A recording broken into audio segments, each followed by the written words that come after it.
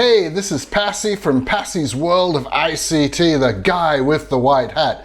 And welcome to our VBNet Fun and Games, the first game we're going to make, the jumping button game. And yeah, sorry it's been a while. People have been emailing asking, hey, when's that games course going to start? When are we going to get our first video? Well, we ended up really busy with a lot of photography jobs and the day job and other things. And finally we are here and we are going to do this first video, which is the jumping button project. So let's get started. All right, so this program's the jumping button, and the idea is, you might as well just show it to you. Where is it? Here, over here. So the thing is, you're trying to click that button, but every time you try and click, it's jumping away from you. I'm never gonna win that $1 million. I just can't get to the button. So that's the idea of this one and what we're making here. And it'll be a lot of fun, and we'll never win that $1 million, but we'll have fun learning some games programming. So in this lesson, we're going to learn how to add the basic fundamentals. We're going to add a label up the top here which says congratulations. We're going to have this big button which says click here to win $1 million, and we're going to have the happy emoji laughing at a smiling face in the bottom there. And these are going to be fundamental skills. So we're going right back to the start here. This is for beginners, so it's going to be a rather long video. And what we suggest is that you use the YouTube tools cog. If you use the tools cog and like put the speed up to 1.5x or 1.75x, because we tend to go slowly, and then it'll be at a good speed and you can watch it quicker that way. So we're going to go right through how to use the interface development environment, which is called the IDE in VBNet, how you go about starting a VBNet Windows Forms project the correct way, how you can do the save all for that project so it actually saves all the components in the project. And when it does that, it makes this interesting folder and file structure for the project, and we're going to show you that and explain some of the key elements in there. We're going to then get into using the VBNet Toolbox to get the objects we need on our form, the label, the button, and the picture box, and get them on the screen form and set up. We're going to modify their properties so they're set up the way we need them to be. And then we need to do the program code. So we're going to introduce this idea of using a thing called pseudocode to actually design our code first before we try and actually translate it into the Visual Basic programming language.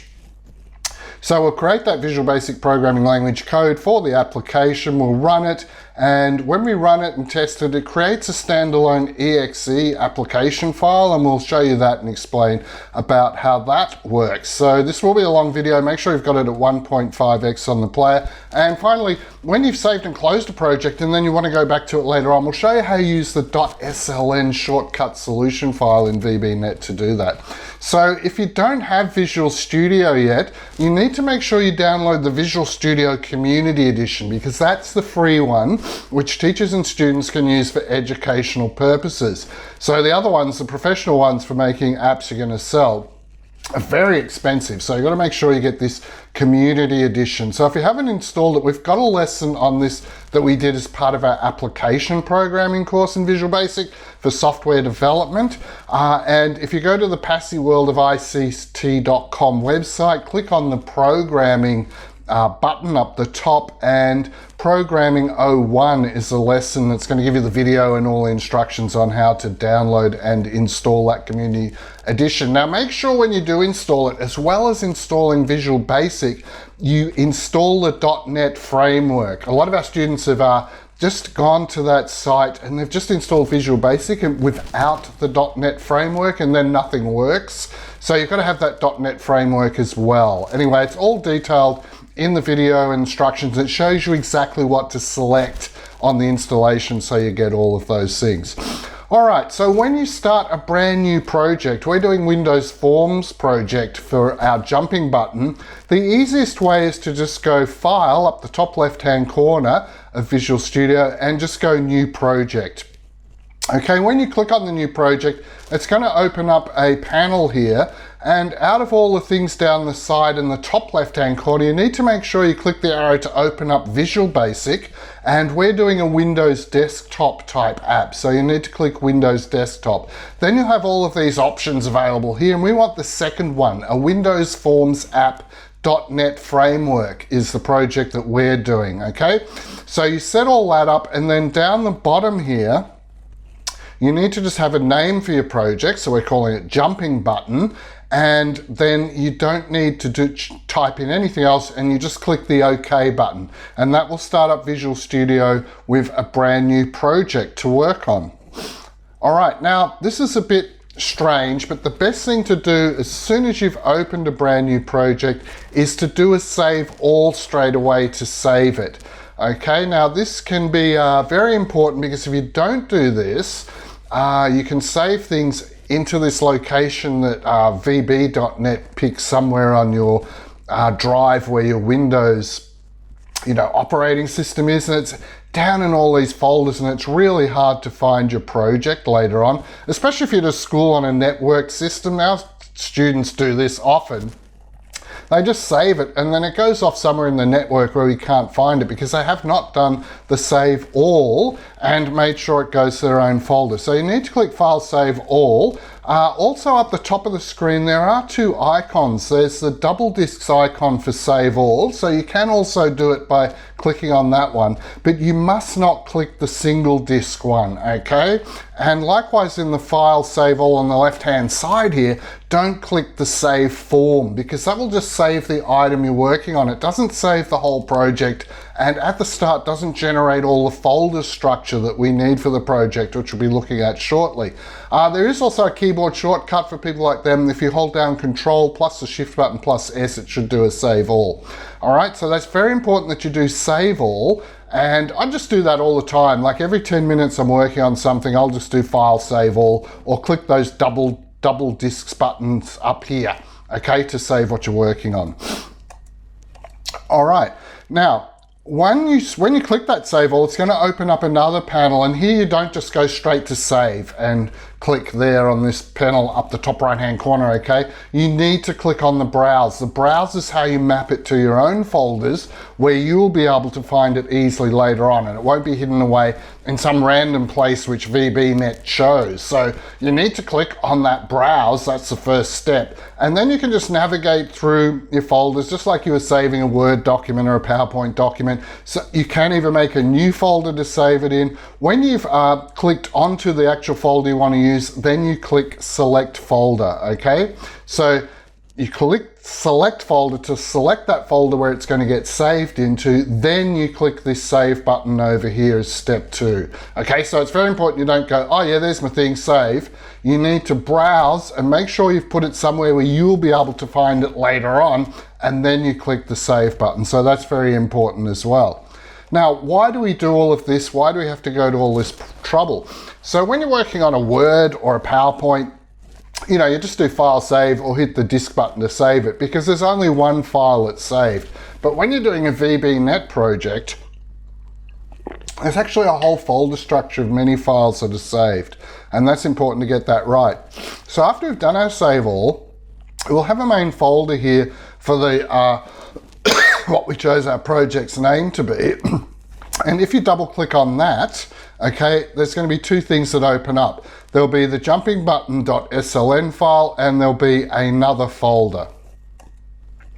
What the SLN file is, and we'll show you this in more detail later on, towards the end of the video, that's like a small shortcut file. So if you've saved and closed everything down, you can come back into normal Windows folders, get to this guy and double click him, and that'll launch Visual Studio and open up your project for you. This other folder, now we double click in that one there, and then we get a range of folders here and a range of files as well. Okay, now the resources file, that's where it stores images that we use for our project. So if we've got a picture on our form, like we will on this project, we'll have the picture of the laughing emoji. That's going to store that in the resources folder, right? But you cannot just, if you say you wanted a picture of a car as well, right? You cannot just copy it into the resources folder and expect it to be in your VBNet project, because it won't be all linked up properly. You actually have to use file import from within Visual Studio and not just copy things into the folder. That won't work, okay? So that's something important to know. Now, when you make a screen form, as we'll be doing shortly, behind the scenes, VBNet makes a whole lot of code with coordinates and color specifications and all sorts of things that defines your form. And that code's actually in here. You can right click that and open it up with a plain text editor like Windows Notepad and look at that. But it's very important you don't mess around with that, because you're supposed to build it through the IDE form builder. But yeah, sometimes we need to go in there. Maybe in later lessons we'll show you that. But don't bother going in there and editing it. And this other one, form1.vb, that's where your program code that you've written for the application, that goes into that particular folder there. And that's a plain text folder you can look at in Windows Notepad. So this is where it stores the things behind the scenes which you've actually created.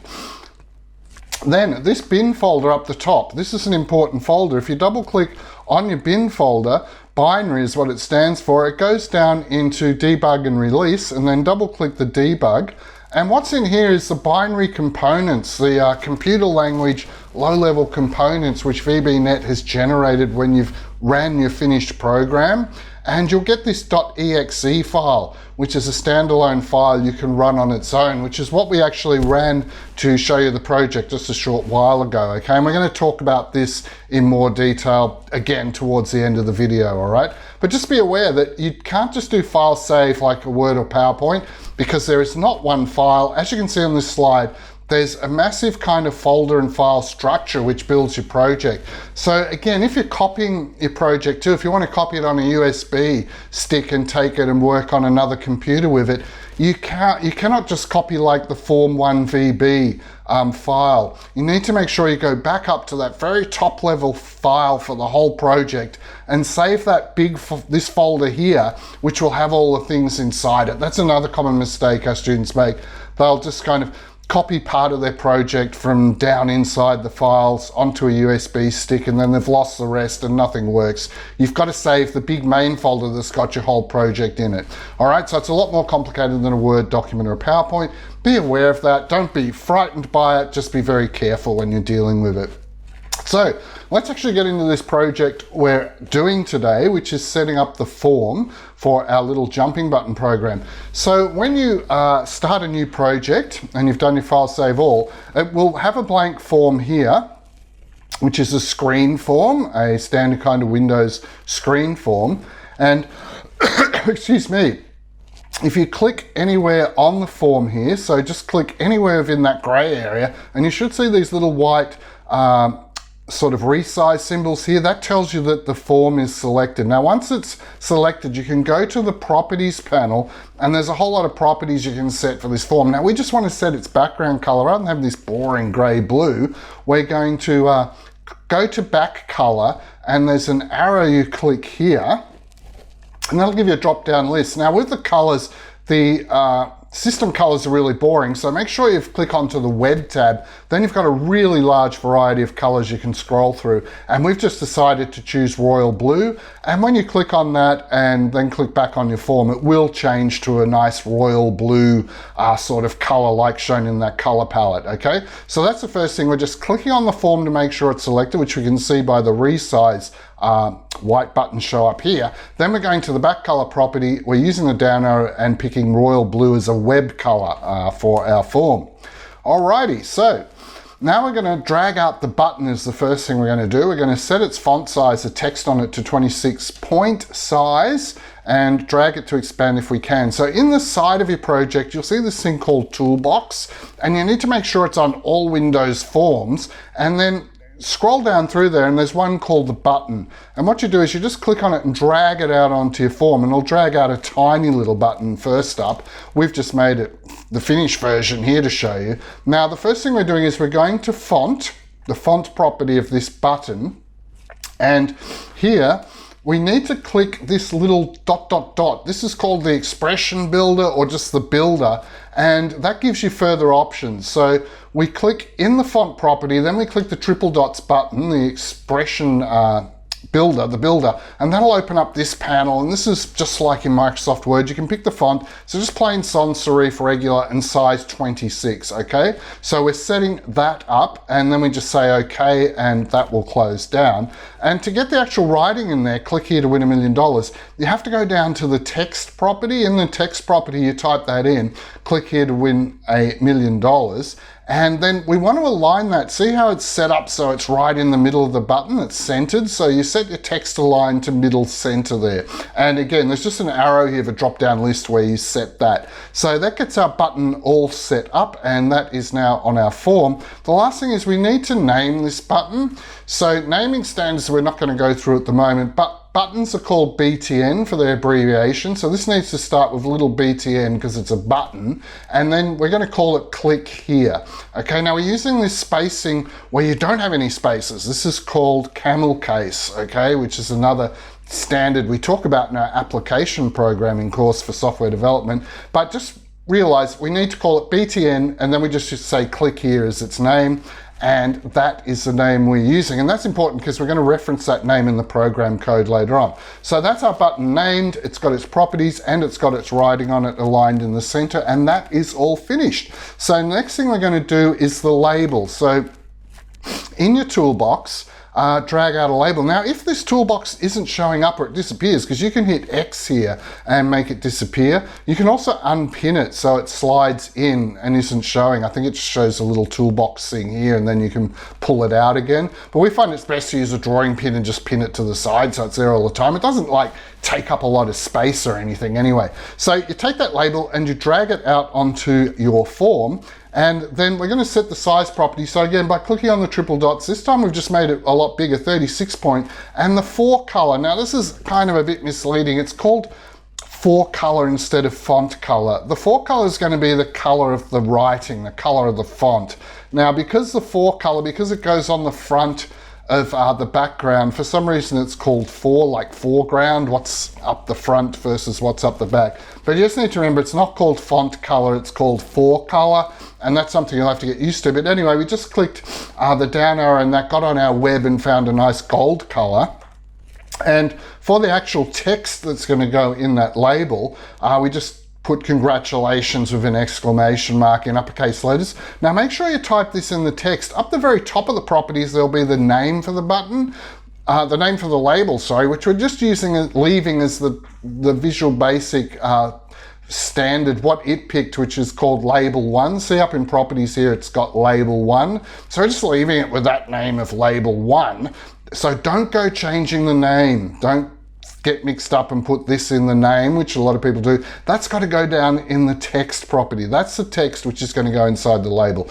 So that's it. Our label is all set up with that heading up the top, which says congratulations. Now, something we didn't mention is if the toolbox isn't showing because you closed it or something happened, you just use the view up the top in the Visual Studio options and then choose toolbox to get it back again. Now, if your properties panel disappears, view up the top doesn't work. There is no view properties panel. What you need to do is right click anywhere on the form in this area and then choose the spanner icon properties, and then your properties will come back again for that particular item that you clicked on.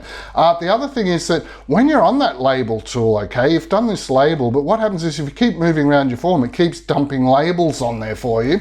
So when you want to get off some tool which you've activated, there's a thing called pointer. It's one of the tools, this sort of black arrow. So to exit from using a tool, you need to go back onto the pointer. So if you find that, oh, my thing keeps putting labels on the form and I want to go off and do something else now, make sure you switch off the label tool and back onto pointer, which is the plain kind of mouse like pointing tool. All right, so that's another thing you need to know.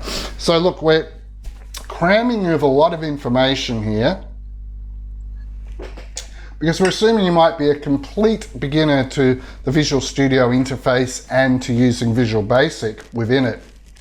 So we just want to give you the full story on everything. If you already know some VBNet, this part of the video will be kind of boring, but there is a timeline index in the YouTube description, so you can just use that to jump ahead to the section you want to look at. So if you're ready now and you've got your form and you want to do the code, just look in the timeline and find out where we do the code.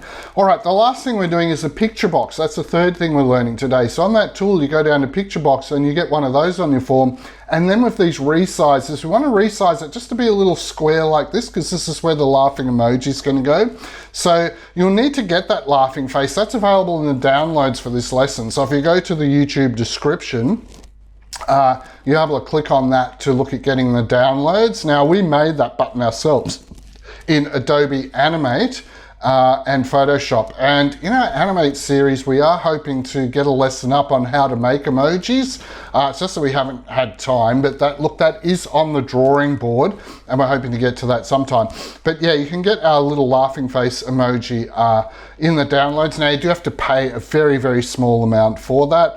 It took us a while to make all these things, and so there is a small nominal fee, okay, for that. But anyway, what we do is, once you got that face, what you can do is you go to the image property. So while you clicked on your picture box, one of the properties of the picture box is the image, and that's going to be the picture we choose. So again, we're using this triple dots expression builder, the expression builder. So you click on the expression builder, and then we can get into importing the image to use in our project. Now, you can also use this little right-hand arrow on the picture box. So once you get better at this and you understand what it's doing, rather than going through the properties, you'll probably use this little right-hand arrow. But for today, just go to image and click on this expression builder for the way to do it. And what will happen there is that you get this select resource screen. So we need to make sure on that screen that we're clicked into project resource file. So you might think, oh, I'll just get a local resource off my computer where I've saved that emoji to. No, we don't want to do it that way. We want it to get embedded in the project so the project can be standalone later on. So use project resource file and then click the import button. Now, when you click the import button, it's just like going to open a Word or PowerPoint. You've got to navigate through your folders just with a normal Windows Explorer and find out where you saved that emoji, and then you just single click on it to highlight it, and then you need to click the open button, okay? And then that's going to take you to another panel. Now, this other panel, it just gives you a sort of preview. Yes, that is the one we want to import, and it shows us it there. So we just say OK on that, and that finishes the import. But when we look at our form and display it, because we've got that really small little picture box, this guy isn't fitting in there, and we're just seeing the little corner of his laughing head just there. But we can easily fix that. What you need to do is, on that picture box, while you're still clicked on it and it's highlighted with its resizes, go down and find size mode, okay? And you need to use the down arrow to change that property to stretch image, which means it'll stretch the image out to fit in the box. And you'll see what happens. We can now see our emoji. It's resized in the box perfectly using stretch image mode. And now it fits, and that's all finished. Okay, so that's how to get a picture box with an image on your form, an important skill which we'll be using a lot in this game's programming course for this project and for many others. Okay, so the form's now complete. So let's go through what we've done. We've added 3 items onto it. We've got a label up the top here, and the color of that font is Web Gold, and the font size we've chosen is 36 point to make it nice and big. Okay, and then this congratulations exclamation mark went in the text property of that. Then we've got that button that we made, and we've dragged it out to make it really wide. Font size is 26 point on that, and we aligned it so it was in the middle and center of it. And we also gave this one a special name. We called it BTN Click here, because we're going to reference it in the programming. Label 1's just going to stay there, and we're not going to change it at all with the programming. So we've just left it as label 1, and picture box 1 we're not going to change, so we just left it as picture box 1 for its name. But we did have to change the size, remember, to stretch image, to stretch our emoji out to fit in. So once you're an experienced programmer, like when you're doing the next project, you probably only need this screen here, these instructions that just show you, oh yeah, what have you got on the form? Yeah, 3 different types of components. Oh, that's what size they have to be, and all of that, and the colors, and you can just go off and do it. But we're assuming you're a complete beginner, so we're going through this slowly, and we're showing you everything you need to know to get started in VBNet, which seems like a lot of work just for a button that jumps around on the form. But look, this is all important learning we're going to use over and over again while we do this course, so you need to put in the hard yards and learn it today. Now, what we're doing now is click on that button to select it, so it's got its resize white square showing here. And in its properties, we're going to go to the lightning bolt. So up the top, there's a lightning bolt to do events. And in the events list that come up, once we click lightning bolt, we're going to use the mouse enter event, okay? So we need to click on that to highlight it, the button. In its properties, we're clicking on the lightning bolt. Out of all the lightning bolt actions we can do, we need the mouse enter one. So you go down to that one, double click it, and double clicking it will take you into the code designer editor, and it will also set up this mouse enter code. So we're making an event so that whenever the mouse enters, so if it just moves anywhere into, and just even if it just slightly touches that button, something is going to happen. And the thing we're going to make happen is we're going to make the button change its coordinates and move around. All right, now if you need to get back out of the lightning bolt because you want to adjust some normal properties like change the font size or something like that, the go back button is right next to that lightning bolt, and that's this one with the page and the spanner. So again, it's a bit like tools. Remember, if you're stuck on a tool, you had to go back to the pointer button. If you're stuck on lightning bolt and can't see any properties, you need to go back to the spanner with the page to get back into sort of normal properties list. So that's another thing just to keep in mind if you get lost and if you get stuck.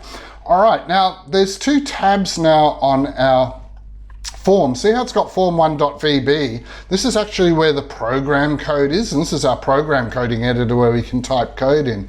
And you're wondering, well, where did our form go? Where did our nice thing with the picture box and the label and everything else go to? It's gone. Well, it hasn't gone. This other tab here, form1.vb design, that's the screen design. So you can always click on that tab and it'll just reopen your form. So you can kind of flick between looking at the code and looking at the screen form using these two tabs. Or what you can do is you can go up the top and go view code, which will show you this, or view designer, which will show you the form, all right? So you can always go up the top and change between viewing the code and viewing the designer, or if your tabs are just showing up here, just select either of those, okay, to flick between them. All right, if you accidentally close down, we haven't put that here, your design, over on the right-hand side in Solution Explorer, you should be able to find form1.vb design, and you can just double-click it to reopen your form from the right-hand corner where the Solution Explorer is. Now, VBNet has set up this subroutine. It's got private sub and end sub. So what a subroutine is a little kind of container where we're going to put our program instructions. So it starts with a sub and it starts with an end sub. Now, all this stuff in here you don't really have to understand because VBNet generates it for you when you use that lightning bolt mouse enter. But it's just saying, when we've got that button btn click here, if a mouse enters it, this is how we handle that result. This is what is going to happen as a consequence of that event. All right, so I don't know, you light a fuse on a stick of dynamite, the consequence is the dynamite's going to blow up. All right, if you move your mouse button into that mouse pointer into that button, there's going to be a consequence, and in here is where we're going to write the code for that consequence. So we're going to add processing in to make the button jump away. Now we need to understand a bit about screen coordinates before we do that. Okay, just another word about this code, the private sub and end sub. Don't try and write this yourself because our students try and type this in themselves when they look at the instruction document. And look, it's so complicated with commas and spaces, you're bound to get it wrong. Always just let the VBNet interface development environment generate that for you, okay? The beginning there, the event, and the end sub. All right, now we're going to use screen coordinates, and you've got to realize it's back to front to maths. In maths, you've got the x-axis going across, which is actually the same in VBNet. Now, how long is this x-axis? Well, we've got here, if you click on the form and look at its properties, there's a thing called size, which tells us the width, that it's going 820 pixels across and 600 down, okay? So we know that that top one's the x-axis and it goes up to 820.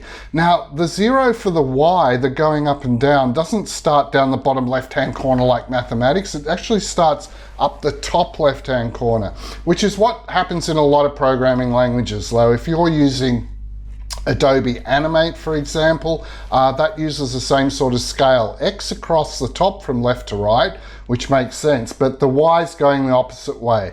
The smallest Y is up in the top left-hand corner, and the biggest Y is down in the bottom here, which is 600, because that was the size of our form. Okay, so that's kind of our coordinates grid. Now, we might be wondering, where is this button located within that grid? So if we click on that button and go to its location property, it tells us it's located at 24287, which you might think, okay, well, that should be in 24 pixels from the edge, which looks about right. It's not that far in from the edge. And from the top of the screen down, the top of this button, look, it looks like it's kind of around halfway to 600. And this properties here are telling us it's 287. But you can see if you look at it, it's kind of a little bit more than halfway. So the thing is, and as we're going to find out, these values for some reason in the location aren't 100% accurate when you click on that button and look at its properties. Okay, so unfortunately the location coordinates are not accurate, and I don't know what causes that. And I did a bit of Googling to check it out, but we actually found out that the left side of the button's actually 18 pixels in from the edge, not 24, and the top's at 233, not at 287. And we found out this by putting some message box displays in our program code. So,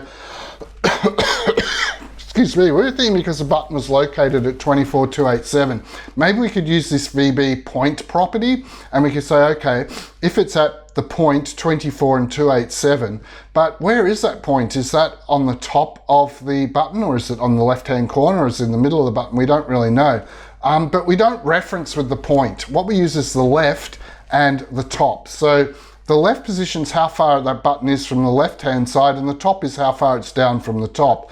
And what we do is we put in these message box displays. So message box just puts a pop-up box on the screen, which you can click OK to make it go away. And this all happens when you run your program. So we put these message boxes in, we just put the word left pos, which you can see here, and then we said, add on to the end of that the btn click here dot left. So what is the left position of btn click here? And VBNet, that's a property of VBNet, and it'll go in and find the left coordinate, and here it'll find the top coordinate. And what we found was they're actually positioned at 18 and 233. Okay, so we're not going to use point, we're going to use actually top position to do our programming, because when the top position is big, we know it's down the bottom of the screen. When the top position is small, we know it's up towards the top of the screen, because remember the y-axis goes down the screen, and we can use that in our programming to work it out. So if, for example, we pick those exact values, 18 and 233, we found that the button would change top position to 100, which means it jumps up higher on the screen. Okay, so for some reason those coordinates aren't accurate, so that's just something you need to be aware of. But we can use the left and top functions that are built into VBNet to get around that, and that's exactly what we need to do. So when we did that, it jumped, but using 24287 in here instead of 18233, the button didn't jump or do anything, because VBNet didn't even recognize it was at that position, because it's at some totally different position than what the properties told us. So yeah, go figure, but it doesn't quite work, a bit of a glitch. All right, so the jumping button, before we actually do program code, we usually do this thing called pseudocode. And again, there's a whole really detailed 1-hour lesson on this in our application programming course for software development, but we don't want to go into all of that today. But basically, pseudocode's where you kind of write it in a bit more like plain English, so you don't get bogged down in getting all the VB language completely correct, because programming language isn't the same as English language. Although languages like Visual Basic and Python both have programming language which kind of resembles English language, and that's why they're good beginners languages. But yeah, basically we've got this button down here in the lower half of the screen, so it's kind of past position 280, and we want to make it, when you go near it, to jump up to the top of the screen, maybe position 100 or 150, and then when you touch it, if it's at the top, we want it to jump down the bottom, maybe to around 250 or 300 or something like that. So we want this thing to keep changing its top from up there to down here to up there to down here, and keep running away from wherever that mouse cursor is. So the pseudocode logic, or what we're writing in English, which could be translated into any programming language, we've got when the mouse enters the button area. So as soon as we move our mouse and it just touches that or enters anywhere into that area where the button is, if the top of the button is positioned at greater than 220 down the screen, which means the button's like down here, past 220 down, so down in this part of the screen, then we want to change the top position of the button to be at 100. So instead of being down here at 287 or 280 or 250 or something, we want the top to go back to 100s, which will make it jump up to about here. All right, so that's what we want to happen if it's down the bottom like this. But then we also need to consider, well, it might have jumped and it might be up there at the moment. So we need to check out, what if it's up there? If it's up there, well, we need to make it jump down. So if it's down the bottom, we want it to jump up. If it's up the top, we want it to jump down. So we need some code which says otherwise. So otherwise, the situation could be that it's not actually down the bottom at the moment. Otherwise, if the top of the button's positioned at less than 120, which means it's up here at the moment, up towards the top of the screen, we want to change its top position to be at 230, so it jumps back down to this area again. All right, so, and that's going to be where we end our if checking, and that's where we end the when checking. Okay, so that's kind of set up this English language version of the pseudocode, and you might be looking at that thinking, oh my goodness, that's really complicated. This is doing my head in already. Well, let's just look at a kind of a simpler example.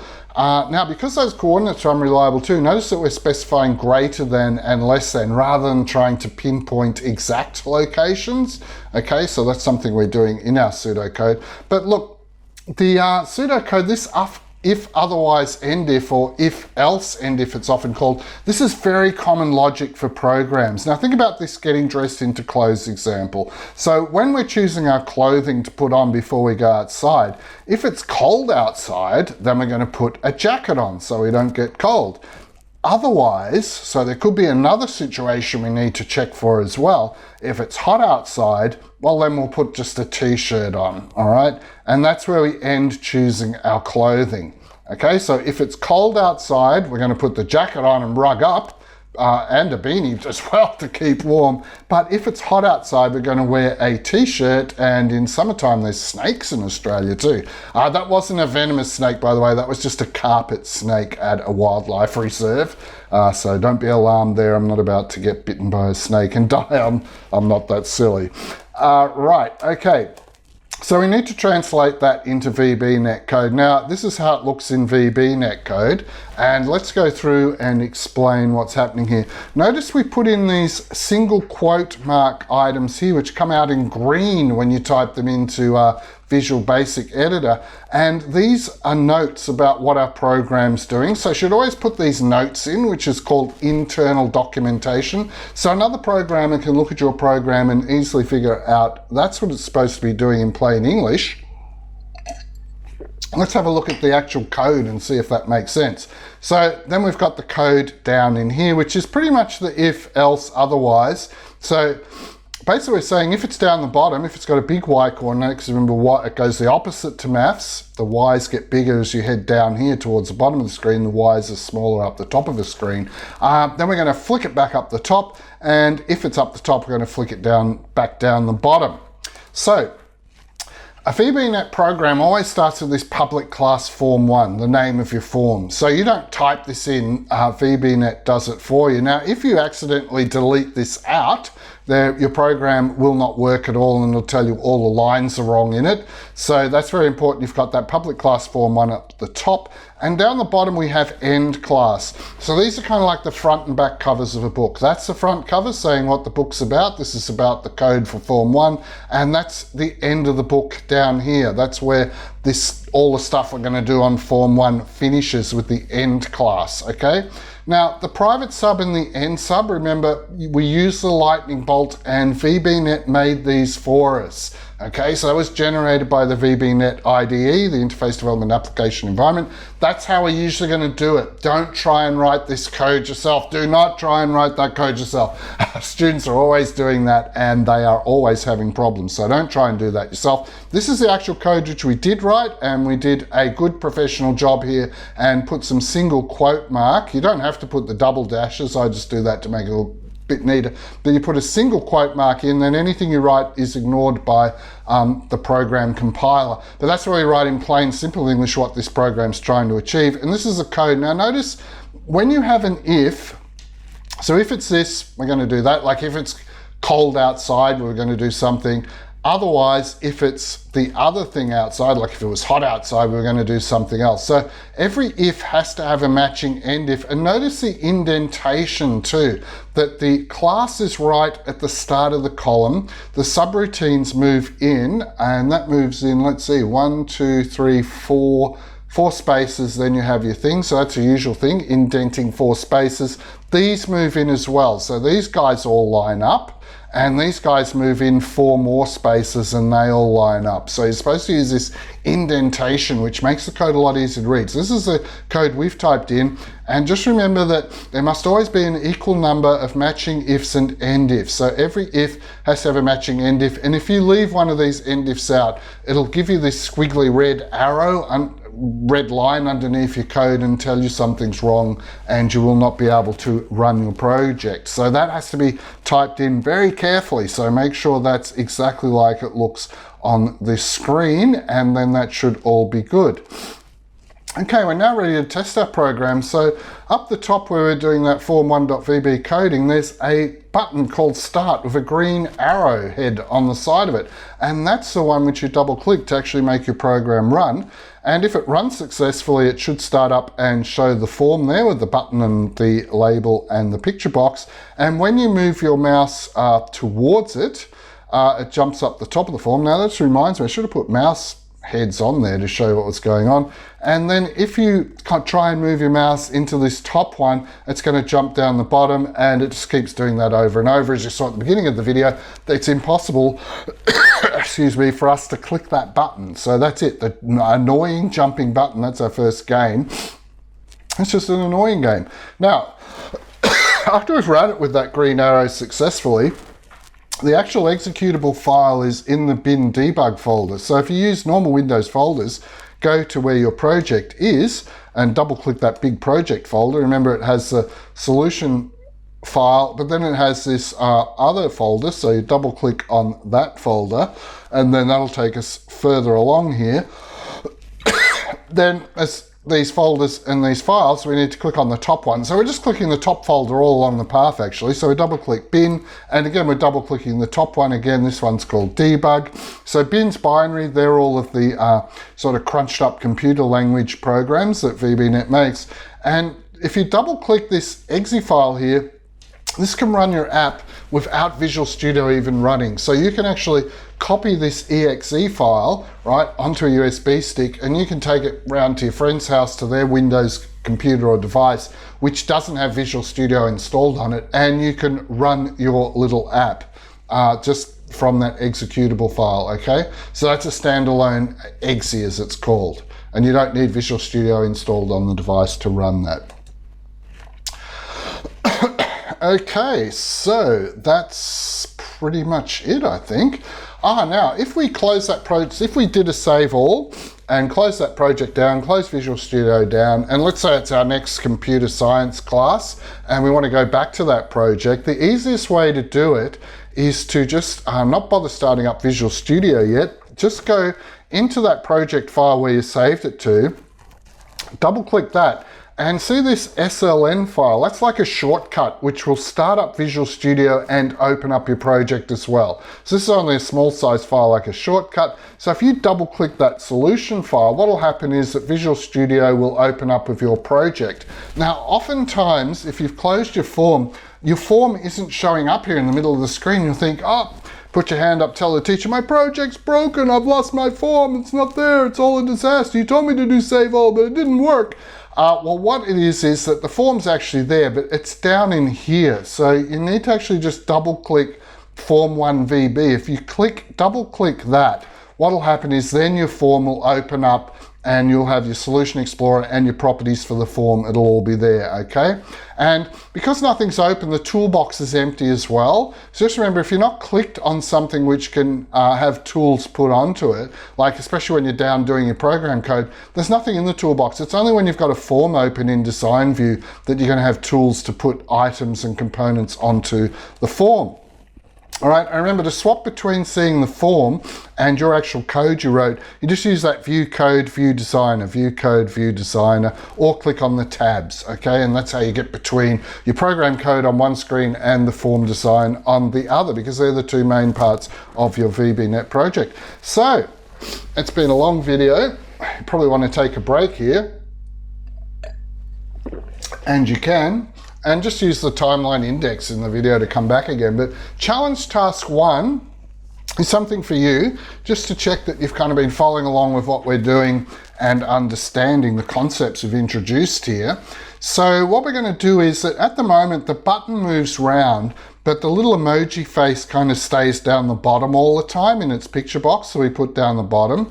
So we're just going to add some code so that the button jumps up and the picture box jumps up as well. So the top of the picture box changes position as well, so that it stays with the button. So when you try and put your mouse onto that button, it'll jump up and the emoji face will jump up as well. And then when you move this mouse pointer here up and try and touch the button there, it'll jump down and the emoji face will jump down with it. So kind of the button and the emoji face are always stuck together and moving together. So that's challenge task 1, just to put in some code for the picture box to change its top position each time the mouse moves in to that, each time I've got the event that the mouse enters into the button. All right, so that's challenge task 1. Now, challenge task 2 is going to be useful. This is changing colors, and we'll show you what we mean with this. And this is going to be useful for a lot of other projects as well. So here we're just running the executable. We don't have Visual Studio going. If you look down the bottom here at everything we've got running, you won't see a purple Visual Studio. This is a standalone exe, but notice when we move the mouse onto the button, it changes color, and it's actually changing from sky blue to lime color. And we've actually got the writing changing as well, but it's very subtle. The writing's black at the moment, and it changes to purple here, just so it's a bit more visible. All right, that's a very subtle change, but we can change the writing color in the background, and that's all using the mouse enter event. So the mouse entering the button will change its back color. So when we first designed our form, we just made a big button here called Start, and we used Web Sky Blue for its back color in its properties panel. And what we're going to do is, I need to get back clicked on this, is we're going to add a mouse enter event. And inside that event, the code is that the BTN start, oh yeah, this guy is named BTN start when we set him up on the form. The dot back color property is going to change color, and you have to do not equals line, but color dot line. Now this is one of the web colors. If you wanted to use yellow, you would need to go back to the properties here and just click, remember, on that down arrow, go to the web colors and find the name of a yellow color in there. And then in your code, you can have color dot yellow or butter or sunshine yellow or whatever the name of the color is, but we're using color.lime to get that green. And as it leaves the event, now you're also going to have to use the lightning bolt again and have a mouse leave event to change it back to its normal color. Otherwise, your mouse will enter and it'll go green, and then it'll just stay green forever. So when the mouse moves off the button, when it leaves the button, a mouse leave event, which you'll have to add in using the lightning bolt, the code you need in that event is that the back color is going to change back to the sky blue. Okay, it was called light sky blue here, but I think we used just sky blue and it worked the same anyway. We didn't use the exact same name, but yeah, that way it's going to alternate between lime and sky blue depending on whether the button's entered into there or whether it's left there at the moment. And the other subtle change was to also change the fore color property at the same time. So the fore color was changing from black, changing to purple when you enter the button, and when you leave the button it's changing back to black. Okay, so that's kind of challenge task 2A. getting it changing color, and 2B to change the font color or the fore color as well. And that will be really handy when you're making other projects and you want it obvious that the button is active at the moment when someone's moused onto it. We can make it change color, or if you want to make it change color after it's being clicked, so it stays that color and we know we've used that button in the process. So this is going to be very useful stuff we're learning here, even though it seems like, well, this is boring and basically I thought I was making a big giant game program. This will be very useful for other projects. So we're just getting a whole lot of little tools, like with some tradesmen going up to a job with our big toolbox, and we've got our wire cutters and we've got our pliers and our soldering iron and our hacksaw and all these different tools. You're going to have all these different tools so that you can do a proper big job, but we're quite a ways off being big jobs. It's going to be quite a few lessons. So we have got the games course started and up on our website now. So if you go to passeyworldofict.com/vbgames, or just click on the VB Games here at Passey's World of ICT, that will bring up our VB Games, and the things we've got so far, like the intro video in this first game, will be there, and we'll be adding other games onto there. So again, apologies for this being late. A lot of people have been emailing us asking where the games course is. Well, at last it's here, and we're hoping to get a video out every kind of week or 2 weeks, because we've finished up with our final year software development students. They've now just got to do their external final exam. So hopefully we're going to have time to just work on VB Games videos and projects. And we've got a lot of them coming up, and it's going to be a lot of fun. So anyway, give this video a like because that helps us out, and subscribe to our channel so that you don't miss any of our video updates. And thanks for watching, and have fun. We're going to have a lot of fun making all these games in our fun Hawaiian shirt. We got the purple VBNet one now, yeah. Doing this. So yeah, like the channel and subscribe, and we'll see you in the next video.